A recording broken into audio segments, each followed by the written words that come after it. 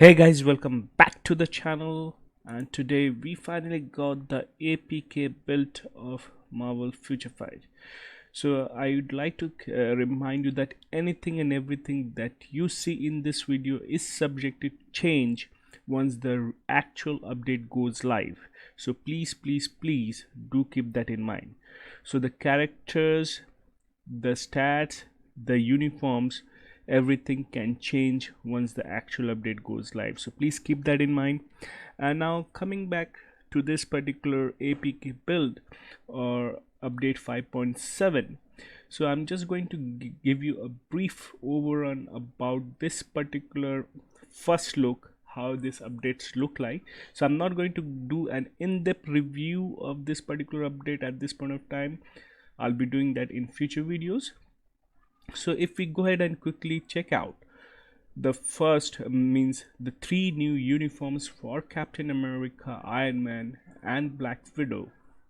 So if we go into the uniforms and uniform list, as we can see, these are like 1050 crystals uniform. Okay, so most probably these uniforms could be free, but if we go stats wise, is showing all attack and all defense at 15%. Okay, so we know for sure that Iron Man uniform is going to be free uh, by playing the story missions.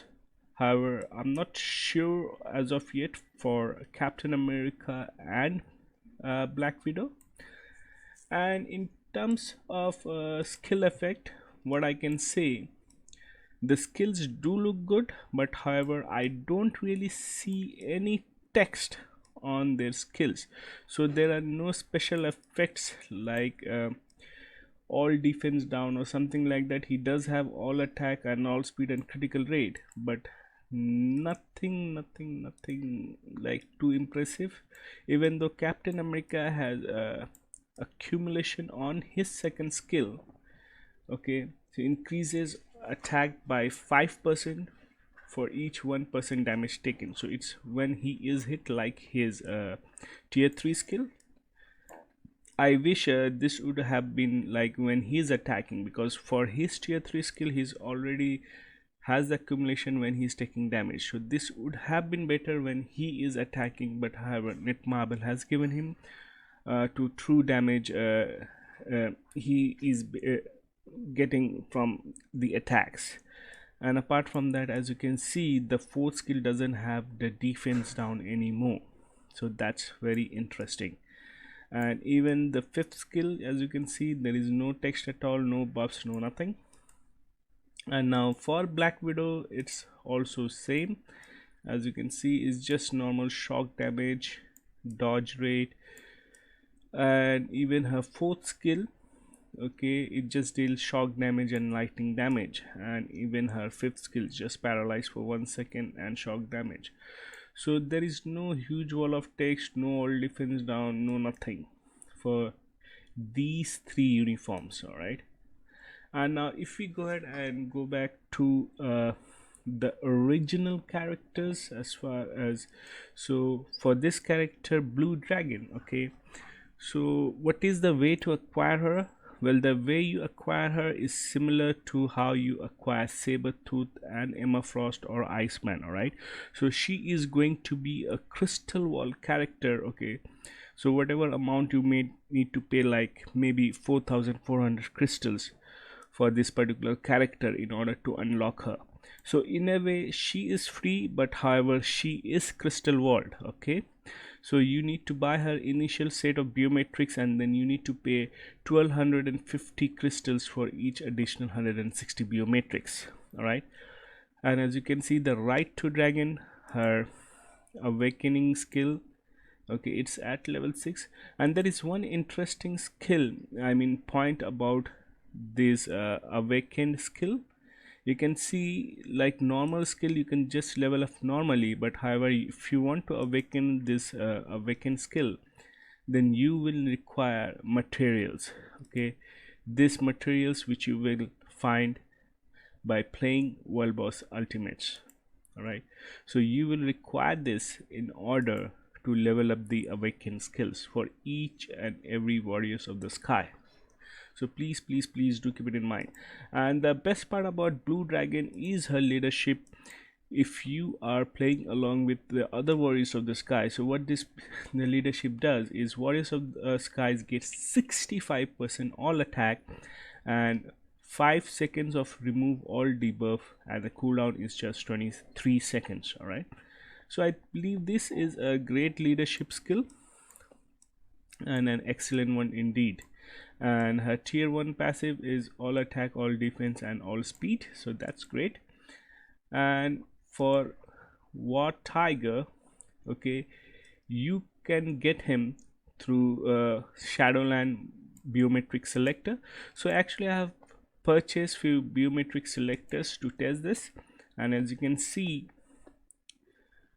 that this character Shadow Cell and War Tiger are available by normal biometric selectors. So these two characters are completely F2P free to play, and Blue Dragon is the Crystal World character, and Sunbird, for that you have to pay real cash, which means you can acquire him through the daily 20 metric bio selector. All right, so almost 3 of the warriors of the sky have certain passive which can help their team members, except for War Tiger. As you can see, his passive is something similar to like Sabertooth or Juggernaut.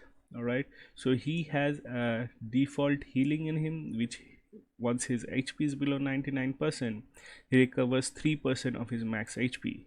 Now if you go back to someone like Shadow Cell, all right, she is also a free character, but if we go ahead and check out her tier 1 passive, it applies to all the warriors of the sky. Whoever is in the team, they receive a 50% increase in all defense and decrease all damage received by 25%. All right, so that is a great skill, guys. And if we quickly go ahead and check out Sunbird, all right, so he is the paywall character. As you can see, monthly bonus deal, get 20 biometric daily. All right, and if we check out his tier 1 passive, all right, it says it applies to all the warriors of the sky. When dead, they can revive with 50% of max HP. So this is a very interesting skill, and we need to look forward how this skill actually plays out and how good the warriors of the skies are going to be. So if they are very good in PvP, this particular skill of Sunbird can be a game changer, guys. All right, and now if we go ahead and check out the uniform for our girl Sharon Rogers, if we see, all her skills are still energy attack based. All right, and the only massive change in terms of text which she has received is on her 5th skill. So previously this skill used to increase the critical rate by 25%. However, now with this uniform, it increases the critical rate by 35%. And not only that, this also recovers 10% of her max HP for 1 second. All right, so that's a great boost in terms of survivability. But if we are doing world boss, we have Agent Venom or Anti Venom rather, and so I'm not sure how important this skill is. All right, so anyways, this could be situationally very useful. In other videos we will definitely be checking out how good this particular uniform is and how is the damage output compared to her previous uniform, like the Dark Star armor uniform, right? And now Crescent, she is the girl of this update. She has received her tier 3. So the tier 3 looks okay in terms of all the wall of text which is present over there. So we have to check out in the actual gameplay how she does with her tier 3 skill. So we have to basically wait and watch. And now in terms of the actual game changes or the changes in the game, the story mode, so you get to play with three characters: Iron Man, Captain America, and Black Widow. All right, so you will be getting the biometrics for the following characters for this particular stage. All right, and as you can see over here, the story progress is at 0% because I haven't really played any uniform, and you can see you'll be getting this particular Iron Man uniform for completing the story mode. Now the only part that I don't like about the story mode, okay, you don't actually get to play with your own characters. All right, the way you build them. So now recently Netmarble is coming up, okay, with game modes where you need to use less and less of the characters which you have built. Okay, so if we go to world event, same thing. If we go to danger room, same thing. You don't really get to play with your own character, guys. Okay, so there are hardly any stages where you get to use your own character, your own build, that is like timeline battle and alliance battle and world boss.